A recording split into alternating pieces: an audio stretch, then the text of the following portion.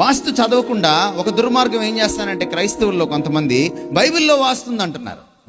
ఇది ఇంకా దుర్మార్గం. అంటే ఆ మహానుభావుడికి ఈ బైబిల్లో వాస్తుందని చెప్తున్నాడే, ఈ మహానుభావుడికి బైబిల్ తెలియదు, వాస్తు తెలియదు. వాస్తులో ఉన్న ఐడియా ఏమిటి? ప్రాణిక్ రేఖ, జీవిక్ రేఖ అని 2 రేఖలు ఉంటాయట. ఈ రేఖలు ఈ ప్రకృతిలో ప్రయాణం చేస్తూ ఉంటాయి.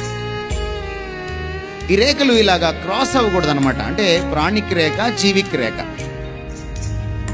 ఈ జీవిక్ రేఖ ఎక్కడి నుంచి వస్తుందంటే సూర్యుడి నుంచి వస్తుంది.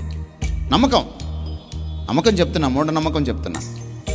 భూమి నుంచి జీవిక రేఖ వస్తుంది, ప్రాణిక రేఖ వస్తుంది.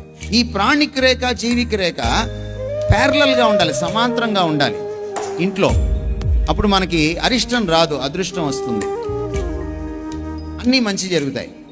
ఇవి 2 క్లాష్ అయినాయి అనుకోండి, క్రాస్ అయినాయి అనుకోండి, మనకి దురదృష్టం వస్తుంది, అరిష్టం వస్తుంది. ఇది ఒక మూఢనమ్మకం.